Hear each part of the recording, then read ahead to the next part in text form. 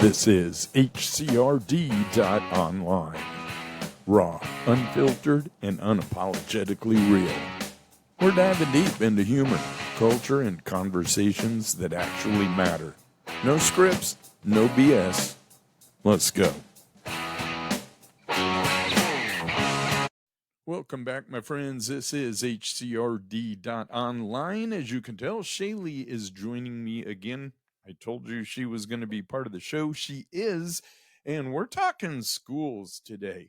And we're going to talk about politics, or we're going to talk about all kinds of crazy things. But it's going to start with you being in Arizona, coming from Texas with a master's degree.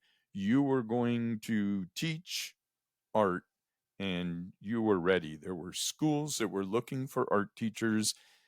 You landed a job real quick, K through 8. Now, how in the heck do you do K through 8? That would be a good question, right? And we can start there because it wasn't a sequence of I'm going to start with kindergartners and go to first grade, second grade, third grade throughout your day. You bounced all over the place, and I know you had a special needs class as well.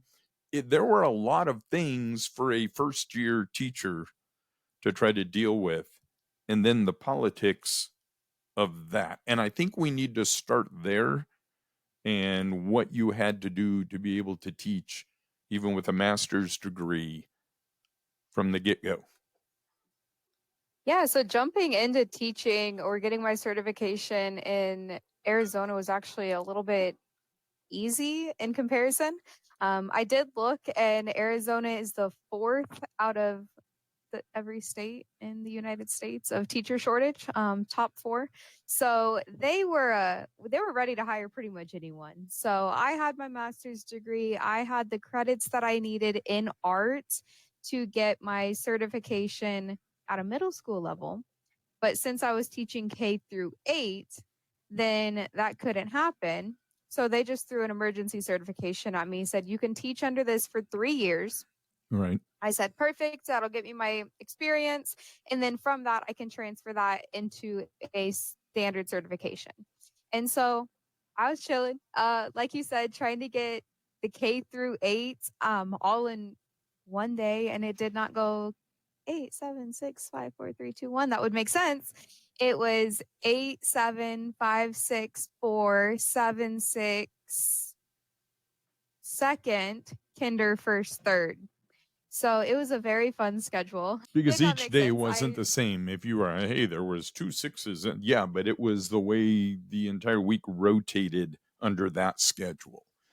And so that was the grade levels, but then the classes changed. So it was ABCA, BCAB, CABC schedule. So I was seeing some students once a week, some students twice a week. We were on a 4-day week schedule, which was fantastic. I'm going to miss that one. But that was pretty much it for my schedule. And it was funny because I said, when I'm in college, I will teach any level except for middle school.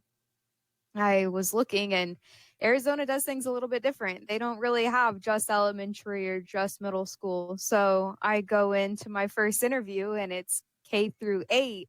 And I tell them, I was like, I was ready to teach any level except for middle school. I'm a little nervous. And the principal's like, well, let's go check it out. So we're doing a tour of the campus, and we go to PE and they're playing dodgeball. And I was like, wow, half these students are taller than me. He looks down and says, yeah, those are my 5th graders. So it was a fun start. Yeah. So. But you got hired and you learned see, it's kind of tough because we have talked so much about this.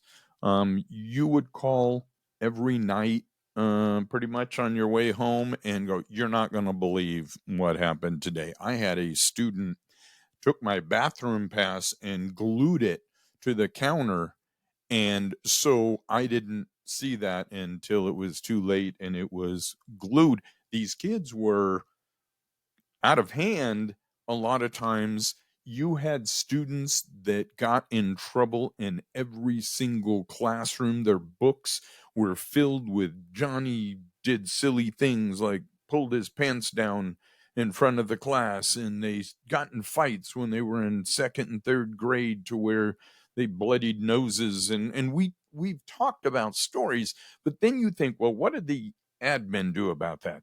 Because not only do you have the students that you have to deal with and the class schedules that are made up by the principal, vice principal, right? They all have a say in that. And once that schedule is done, it doesn't make sense to you, but it makes sense because they're working core subjects around on that same goofy schedule. And it goes, if you're going to do this, this is the cookie cutter for you to do art, music, and PE or whatever they did that schedule on.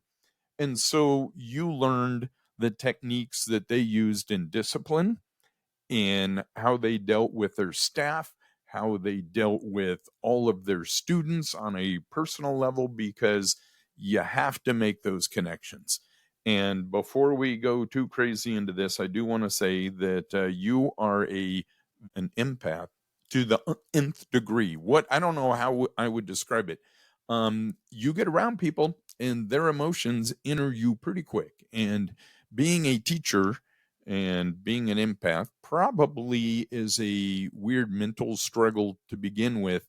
And then being thrown in your first year teaching where you don't know what's going on, you go, I have all these massive lesson plans that I have to do, detailing every time they pick up a pencil, and it's going to be all of this stuff. And then you go, no, actually, that isn't it. They didn't care really about what was going on with that. Maybe, I don't know.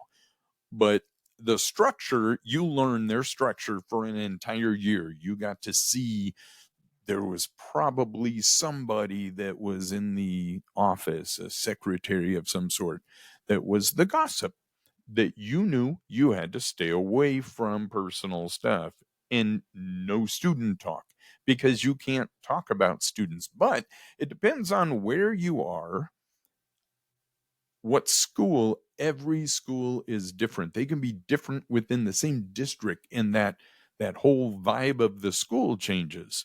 So you learned in kind of a chaotic environment. Is that safe? Yes, yeah, definitely safe. I did kind of like that they didn't care that what I was doing because I got to do any projects I wanted with the students. My lesson plans consisted of me writing on a sticky note what I wanted to do with the students for that that day or that week. Uh-huh. And that was the extent of my lesson plan. So that part I was like, wow, this is pretty easy. This is pretty relaxed. I don't have to worry about objectives and sub-objectives and everything that goes along with lesson planning that can get kind of repetitive for an art teacher, but I didn't have to worry about that my first year. So you also had to deal with personality types across the spectrum of ages in the same day. And I don't know if anyone, unless they've been in a school setting and they have to do that, as the librarian has to see all the students every, they have that shuffle that goes through, and you go, I get all of these kids. The teachers will say, hey, I have all of these kids in whatever subject. They're in math and they're teaching that too, which would be insane, because you go, if I teach you this now, when you're in seventh grade, my brother said that's true. You can do it that way. This stupid new math method. Let me show you how I learned. We got the right answer and didn't have to go through all those oogly googly steps. You want things to be easy? We should have gone metric. We should have been base 10 with everything, and life would have been simple.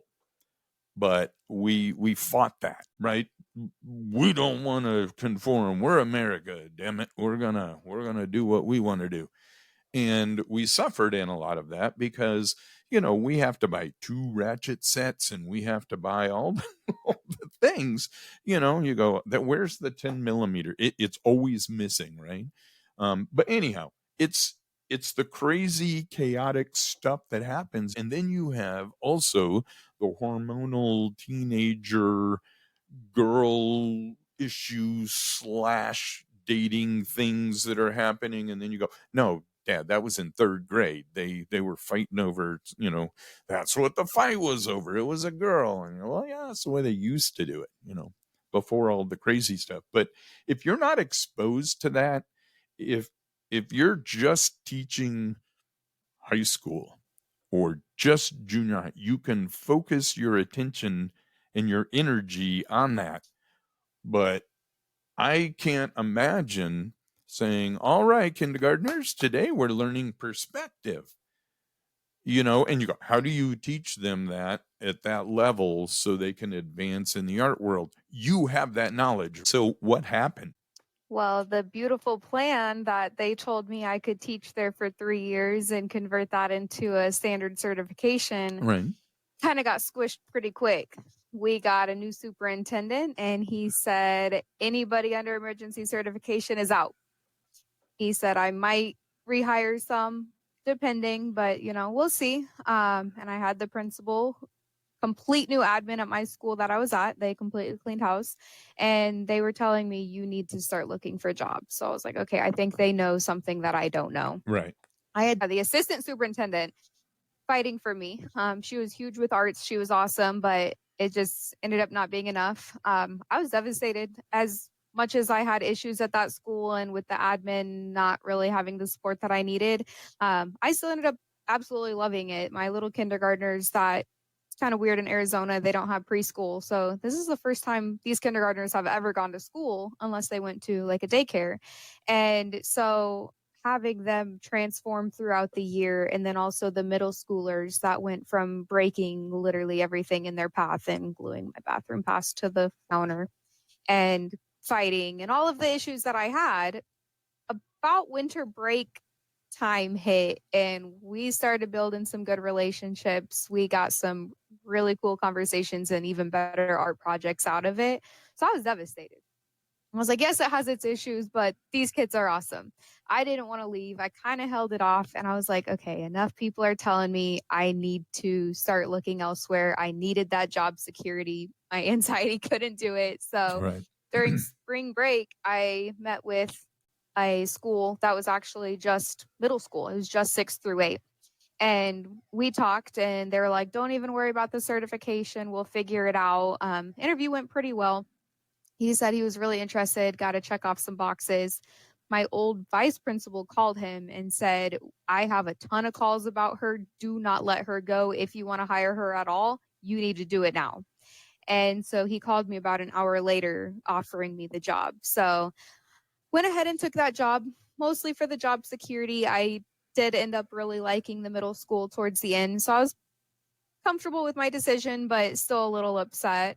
Um, the cool thing is once I did get to that job with my certification, since I have my master's degree and I'm now teaching 6 through 8, I was able to get a subject matter expert certification. So I could teach 6th through 12th grade with this certificate and it was good for 20 years. Wow. So that's where I went with that one. So you didn't have to take classes and do all of that stuff. They recognized, wait a minute, you were teaching in college for your master's program. I don't understand if you have a master's degree in whatever you have it in, the dedication it takes to get it done. That's why a lot of times they'll look at your degree and they go, it doesn't matter what your degree's in, you completed the task. Ooh, that was a difficult major. What made you choose that? Well, I had an uncle that did that, and he said I should be an architect, so that's what I went to school for, right? Whatever it is, maybe they watched the Brady Bunch and, they said, I want to be an architect. You don't know the Brady Bunch? See, I interrupt this just for a moment. We've talked about this. The dad that talks to his daughter and says, hey, do you know what and all of the goofy things. And I said, there is no way that's real. There is no way that's real. It's just too funny. And I asked your sister, and she's all, yeah, and said the exact same things this girl had said, almost in the same order. And I thought, okay, maybe there is something to this. And we have brought things up in our conversation within the last week or two that, how do you not know that? I failed as a dad because you don't understand some of the funny things, right? I mentioned a dagwood, and I kept using it just to see if your friends would get tired of hearing it, and they just rolled their eyes every time I said it. But I mentioned a dagwood, and you're all, what are you talking about? And then, is he having a stroke? What, what is he talking about? I said, no, it's Dagwood used to build these sandwiches that were like monstrous. And, there's no way you could take a bite of that. But anyhow, he built these huge sandwiches. And I thought maybe I had lost my mind. And we get to the house and I said, hey, what's a Dagwood? My wife said, it's a big sandwich. It's big. And so I kind of laughed and they're all, you guys are old. But it's true, those things that were just commonplace for us to deal with, the rotary phone and, how to make a collect call and all of these things that we did. You never made a collect call. I don't know what the heck you're talking about. And you go, beep, hell yell, I'd like to make a collect call. And then when they pick up the phone, you go, Steve. And, Steve needs a ride home. That's my last name. And they'd pick it up and go, hello, would you accept a collect call from Steve needs a ride home? Nope. And they hang up. And then you just know. That's how you used to send those little hidden messages. So you didn't have to actually pay for the phone call because it was a collect call. You were making whoever picks up the phone. You've heard it. Hello, would you like to accept a call from the state penitentiary? When I used to call you all the time. Oh my goodness. All right. So on TV, yes. On TV, yeah, we've seen that. No, you would not have survived that. And I go, no, I wouldn't. But anyhow, the funny stuff that I've thrown at you your entire life, just the goofy things that you picked up on, and some of those things slipped through the cracks. But you guys have brought up things that have happened in the past, and you go, do you remember? And you tell this story about, Josh and I, one time we took a bottle of tequila and we rode down over to the park. I'm just kidding. There was no, that didn't happen. Josh is going, no, that never, none of that. No. We just went to the gazebo past hours because it was storming and we didn't want to walk home in the rain. And see, this is her rule breaking. This is the number one thing she did growing up that she was all freaked out about. She broke curfew because there was a storm and they were at the little stomp thing that they did and it started pouring and they go, well, they'll come pick us up in a little bit. So they ran to the gazebo and she was afraid the police were going to stop them. They did. The police stopped us. Yes, no, they the stopped things us. I saw on Mulberry Street. I talked to Josh. He remembers. Yeah. All right. No, they stopped us for being out past curfew. I know. Then we told him that we were just waiting for the storm. And he's like, okay, I won't give you a citation. And he let us wait the storm out. Like they would give you a citation in this town for curfew. How backwoods is that? Happened to my students. And well, see, last month. And then you go, is there a curfew around here? I don't know that there is a curfew. And is it enforced? I actually had to look it up because I wasn't sure. Yeah, I don't know. Did. But no, it is a city ordinance, so the town can do that. It's funny to me that let's see, it's Stomp Night and there's a bunch of kids and they're a bunch of hoodlums. What did Stomp stand for? Serving the one most powerful. That was a youth group. It wasn't a denominational thing they went to. It was a non-denominational youth group. And they say, come on. And they have them, I guess, here because your sister goes to them too. 6:29. When's it start? 7:29. What? And it's a Bible verse, and I messed the times up. But anyhow, I'm going to get yelled at for that. But anyhow, back to your school adventure. So you went to a new school with that certification that was because you get credit for being who you are and the schooling you've had. So now you're just in there with that age group that you did not want to deal with. This was, you know what? It was okay at that school because it was so crazy on the playground. I had all these 7th and 8th graders coming into my room at lunch and I had to do little passes because they wanted to come in there and I couldn't give them to everybody. But the other teachers were all, why are you letting them in here? It's one of those things. If they come to a room where somebody cares about them and they can talk, you had conversations with children that you couldn't even tell us about, um, because they opened up to you to things that are non-shareable. But they also wanted to be you. They wanted to hang out with you. They wanted to tell you they needed a snack because they knew you had a little drawer of goodies that you would hand out. You formed the relationship with the students that made them want to be in your classroom. And you carried that into the new school as well. But you had people that were getting kicked out of every one of their classes. And they said, "Oh, I'm so sorry that little," and I would hate to be called Johnny because little Johnny is going to be in your room today, right? Is everybody use that? Little Johnny, and some of the comebacks he has, though, that's some funny stuff. Yeah, the teacher doesn't want to call on Johnny. But you had the kids that were in there. You formed that relationship with them. That is where the empath in you was being pulled away from.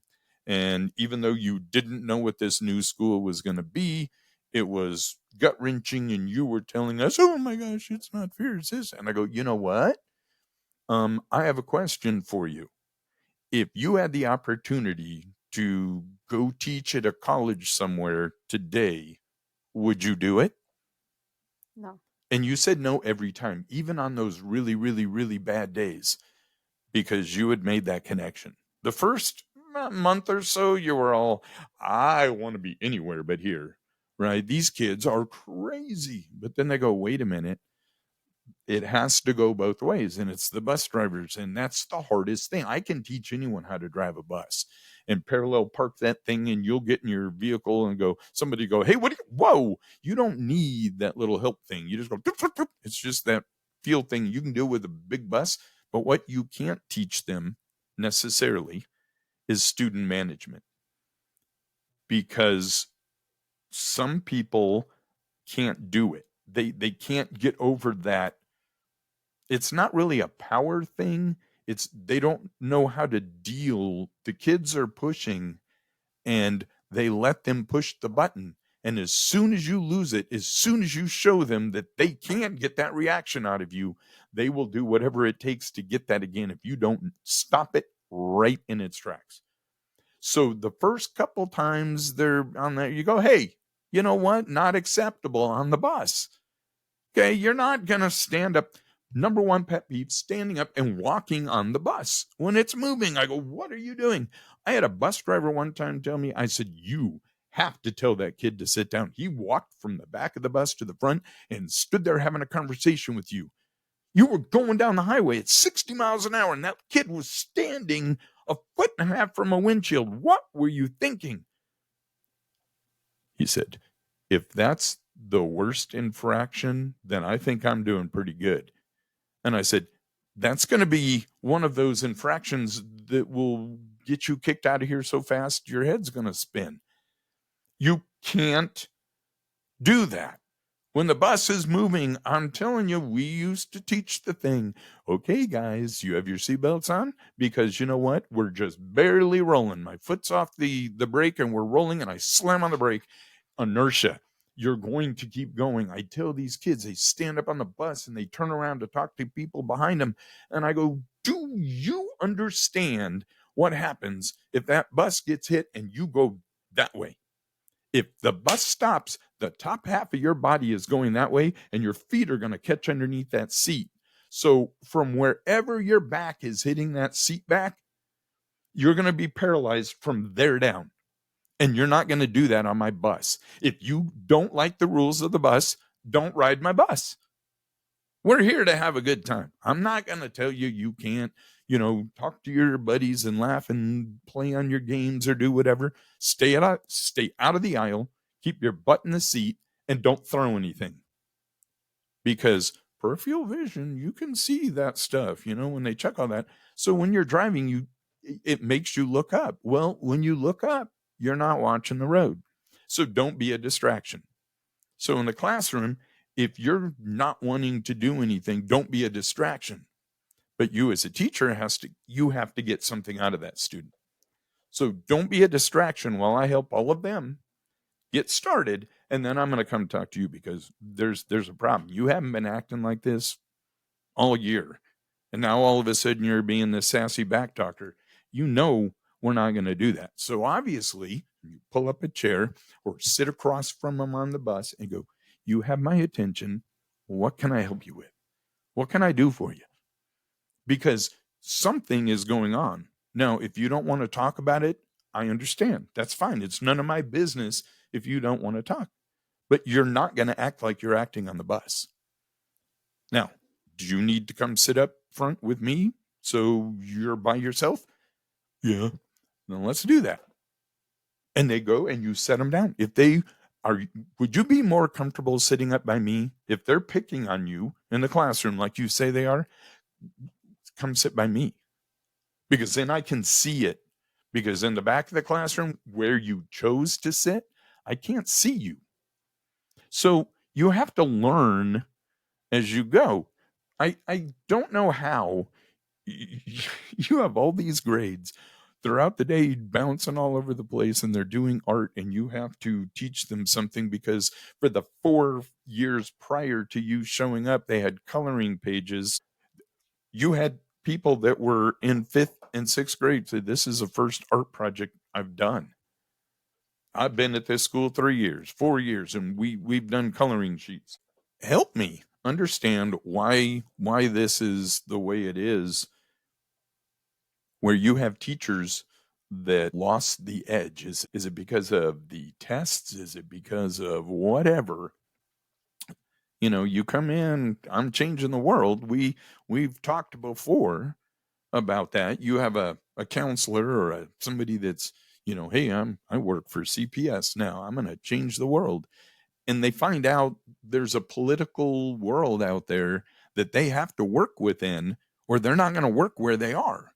And it happens in schools too. And we've said even schools within a district will operate differently one from the other.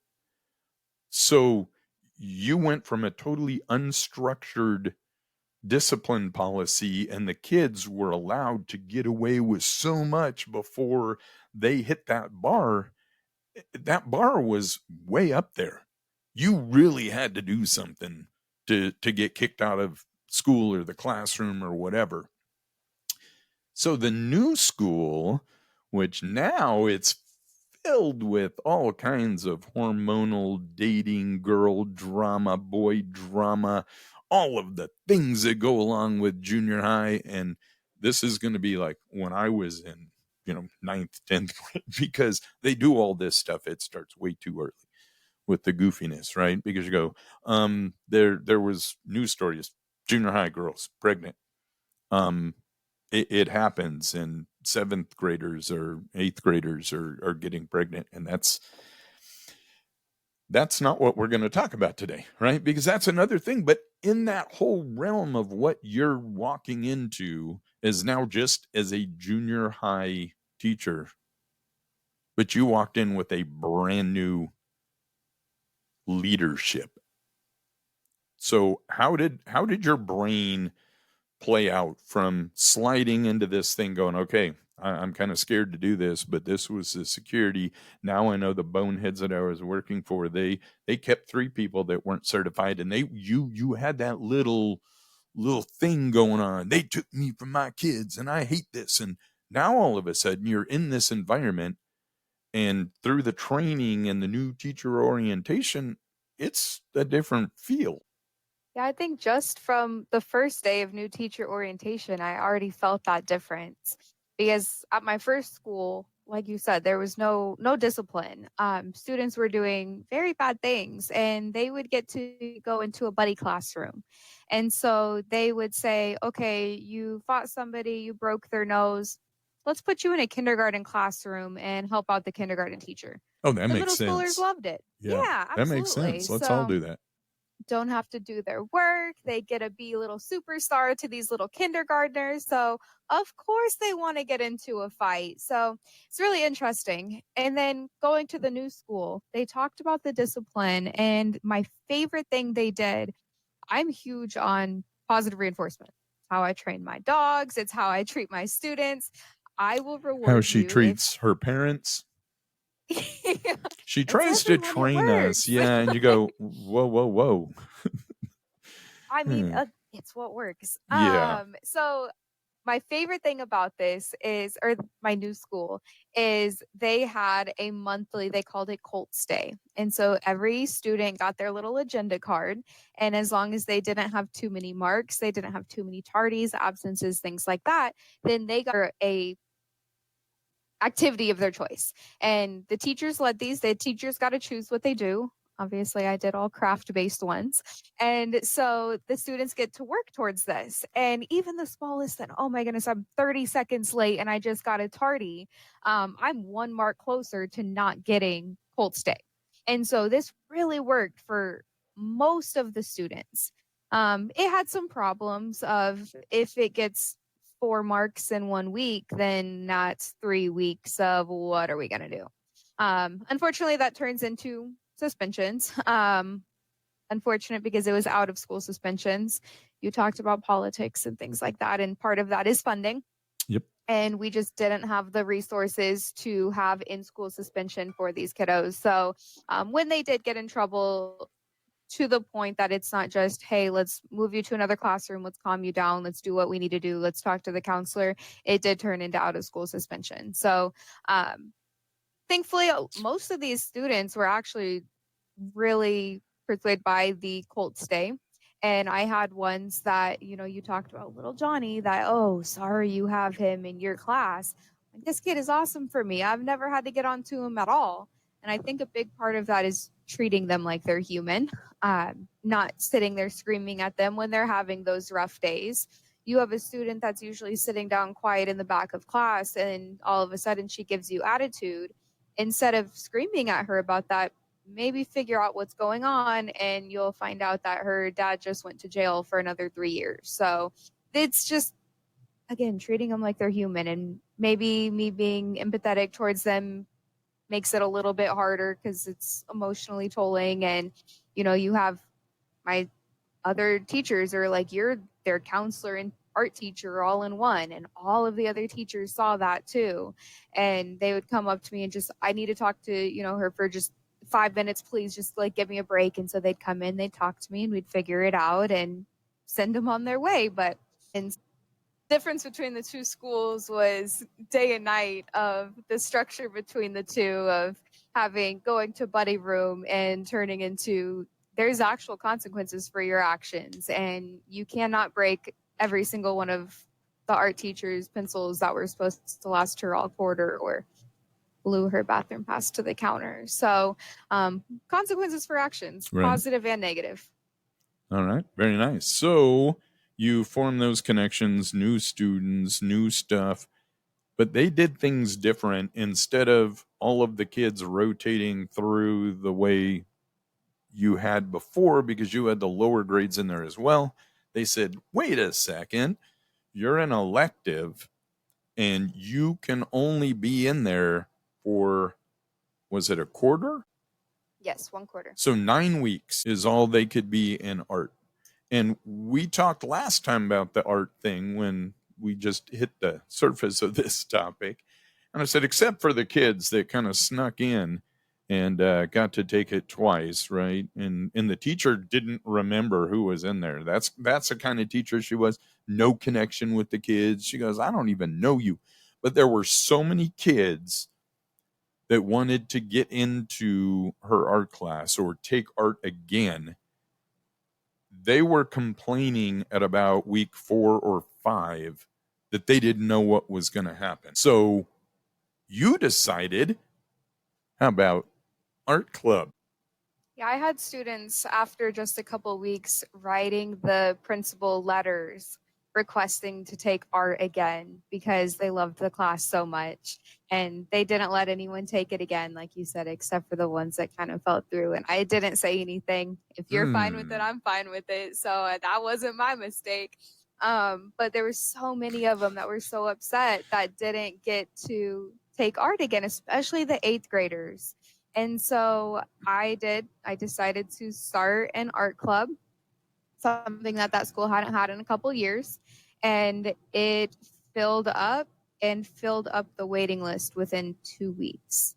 So just the students that I had first quarter completely filled the list, and I had other students coming in trying to get into art club just because they liked art, and I had 32 students in it, and I physically could not fit any more students in my classroom. So, Well, and then what's about doubled that on the waiting list too. yeah, but what's funny is you had these students that said, "Holy cow, I can't take this again," and they filled your list up, and then all of the kids followed. They went, "Oh my gosh!" They were talking to their friends that hadn't taken it yet. "Oh my gosh, do it! Sign up!" So there was a buzz, and the teachers were, "Oh, what's going on? What are you doing in this thing that's making everybody so excited?" Because you had, I think, in 2 days, 3 days, you had the slots filled, and then you filled 60 slots or whatever as the backup people.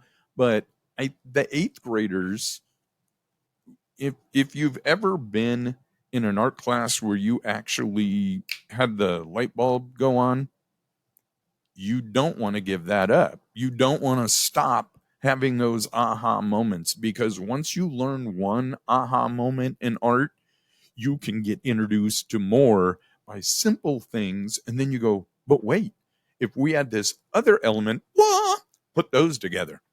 Now you're not only doing this and that, your light source is very important, but let's reflect that light off of, right? And so all of a sudden their world opens up. So if you've ever experienced that, these kids were not very, I mean, you had some that were pretty good in art at that school because they had that passion for it. They were drawing all the googly eyed characters and stuff, right?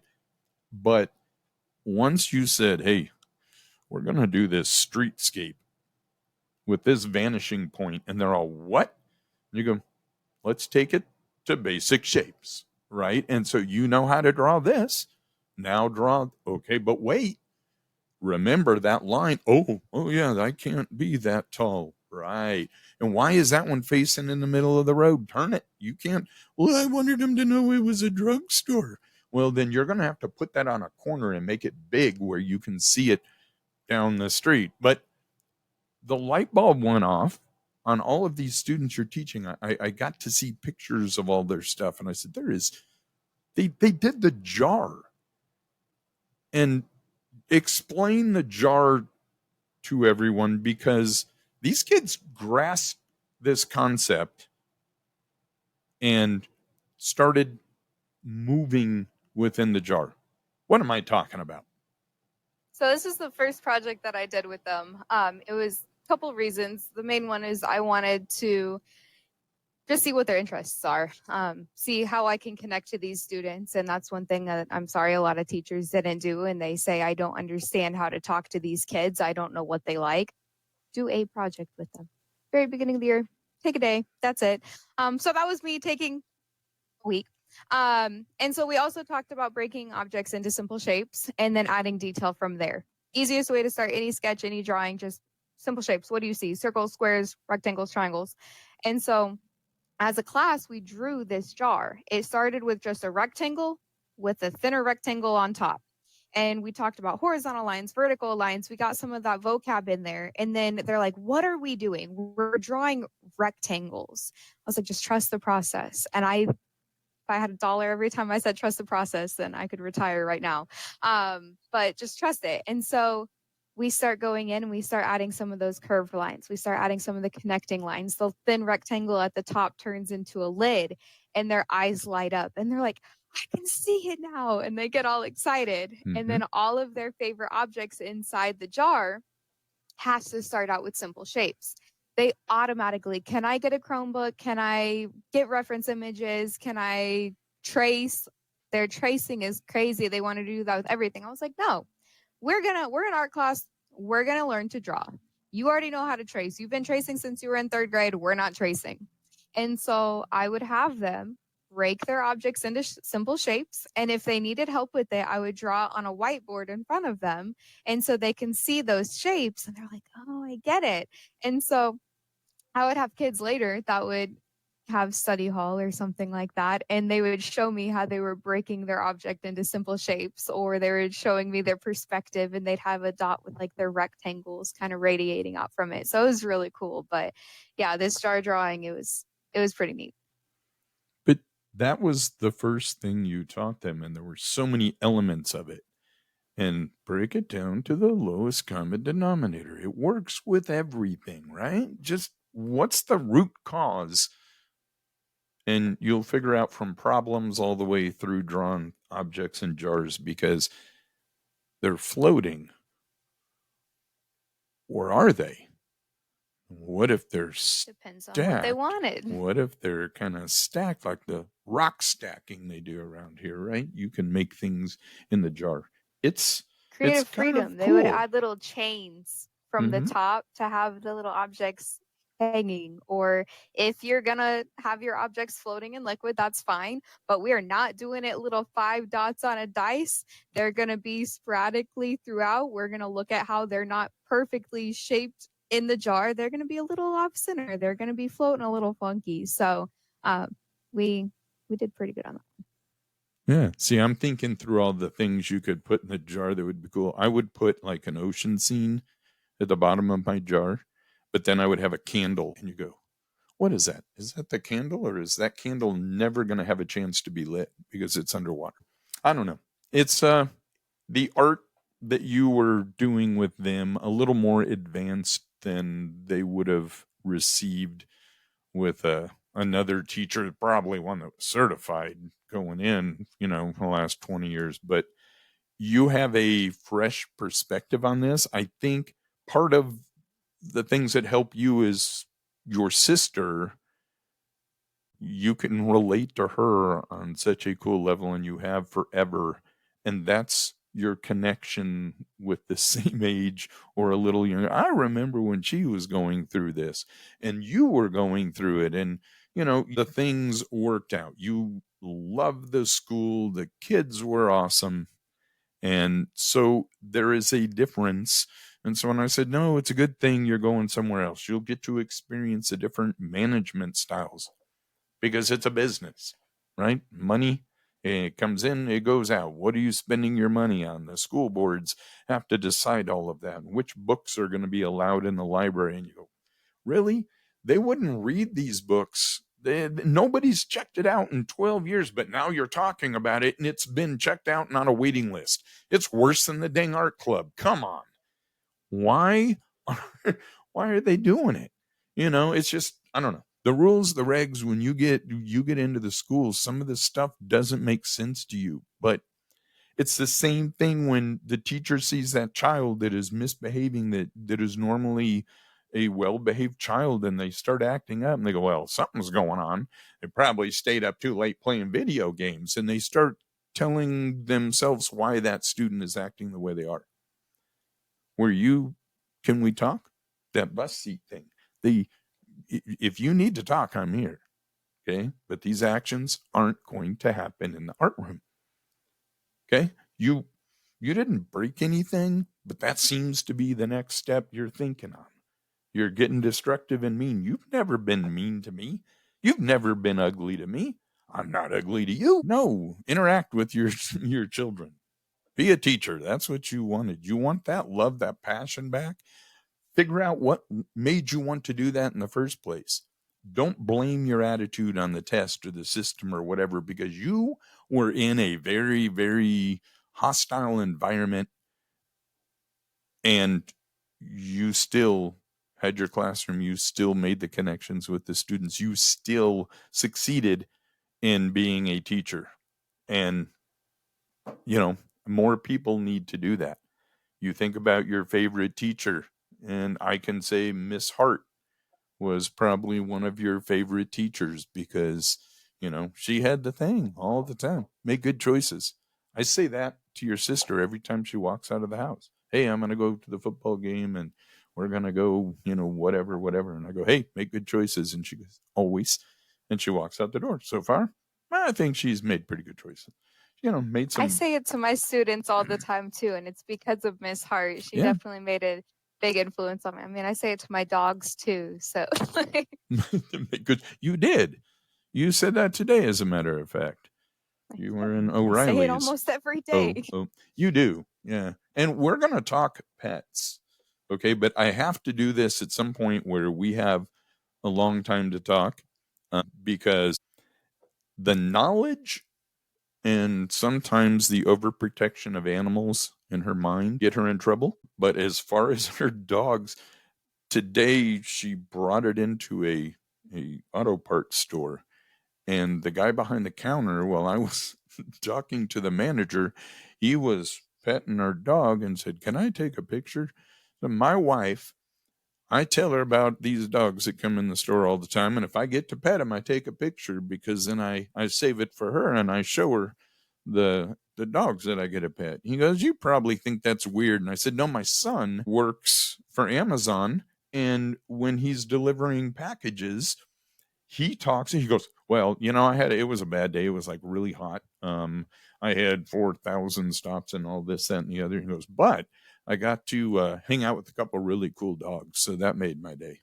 And that's been something you've done forever. We can talk about dog stories and going into pawn shops and go, "No, don't touch that." What? Well, I was going to tell her not to pet the dog, but she pet it to sleep. So yeah, most people can't get that close to the dog. And I go, "She's not most people. She's like the pet whisperer."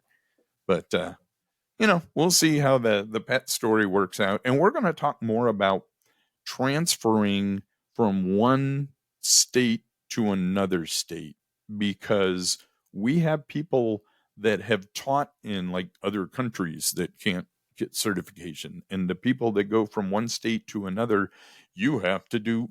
Why do I have to do? Well, we can't count this or we can't count that because we're under a different structure. I know it worked there, but it doesn't work here, because the states should be in control of what's happening with the school, right? But it's federally funded. So let's federally get teachers certified on a federal level. And those people that get that certification are kind of like the gold standard teachers. You have to prove yourself in order to get that. You have to be nominated by your principals and your superintendent people, and you get a status because you have made a difference and you are the one that's doing this stuff. Let's get these teachers more money. Let's get them the recognition. Let's get them their gold standard so people can look up to them, because you're going to have students that want to be a teacher because you taught them. You're going to have that Miss Hart connection in their brain, the Mr. Intelkoffer. Come on, people. Adam, mass media was a fun class that he taught, but I had him for my college prep English classes in high school. And he was like this really cool dude. You can go, I think we're going to go rock hunting or something and talk about the angles on these, but it was like everything he did was looking outside the box, right? So if you're going to make a whatever in the mass media class, if you're going to make a still action film, what are you gonna use, and are you gonna use the scale of whatever? And we used gummy bears on big rocks, like they were climbing mountains and stuff, and we actually did this thing and we're all yay. And then Sean dropped the camera and it broke, so we couldn't like do what we needed to do. So we had a tape of our band, little garage band stuff, and we had played, I don't know where we were, maybe in Norm's house, or we just hit record on a tape deck and jammed. And so we handed that to him and said, "This is our project. It's media, right? Because it's music." So he goes, "You guys are stretching this one." He goes, "But I feel bad about the gummy bears." And I go, "It would have been cool." But maybe the Gummy Bears movie in 1983 was too much for people at the time. I don't know. It was ahead of its time, but I always like stop action stuff. The claymation, the things like that. It lets you go into the Gumby world. Where he was. Gumby and Pokey. Yes. Okay, because he was once a little round ball of clay, and Anyhow, you don't understand can be pokey, do you? I do. You do, kind of. All right. I've seen that one. So, Felix the cat. Do you know Felix the cat? No, you don't. Grape Ape? Not off the top of How my about head. Grape Ape? What? Yeah, I've seen that. Grape Ape, what did he do? He said grape ape. He did, because I used to go, hey, you know what? That sounds like there was a cartoon show when I did a Grape Ape impersonation, I guess. I don't know. Anyhow, so that's how you found out most of this. Now, if I ask you Flintstone questions, if you didn't have the answer to, like, okay, Fred was married to who? Velma. Thelma from Scooby Doo? Scooby Doo. Thelma. No. What did Thelma look like? She was like. You're like off camera. You don't want to be all embarrassed. Sorry, I'm petting my dog. Okay, no, we're not talking dogs. Okay, Thelma, what'd she look like? And see, so no, she was blonde. She was.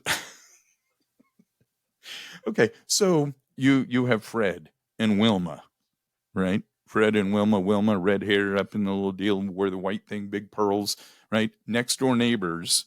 They moved in there. Who were they? Flintstones. So Barney was married to whom? He was blonde, right? Yeah, and Betty. Yeah, you know Betty. Their baby that they adopted would be Pebbles. Bam Bam. Pebbles was not adopted. No, Pebbles was actually Fred and Wilma's child. I didn't know I was having a test today. No, I didn't know I was giving you a test today. But anyhow, let's wrap up school because you failed that test. And it proves to me that other podcast / thing that they did that started on TikTok. Yeah, started on TikTok. And I thought I used to laugh at it and think there's no way. But we're going to play that game as well. Okay? Oh, no. No, that's one of those things we're going to do. So let's. I need Bailey in here with me Let's when we plan. do that. Oh, a two. Okay, but she can't be in the same room, so you can't like write notes and go back and forth and do all that stuff. But we'll let you talk them out. He lets her talk out her thoughts. It's kind of like when Amy's trying to do something on the Bobby Bones show. She goes, wait. Yeah. Anyhow, boys and girls, we're wrapping things up. We are going to be back. Please share us with everyone you know. Social media us around. There's some weird cartoon stuff that you see out there now. It's like the little baby people doing. Now the cartoon version of like that thing I sent you is now part of Riverside when it does the little clips. I'm gonna have to show you what I'm talking about. You're gonna be a cartoon character probably. But please, we cover a lot of topics. Prostate cancer. There's a lot of talk on that, and we still need to do more on that with the rest of the family. A lot of things going on in my brain, and we're going to tackle these one at a time and just keep putting them out there. So please like us, share us, do what you can to help us out. And until next time, you guys be good.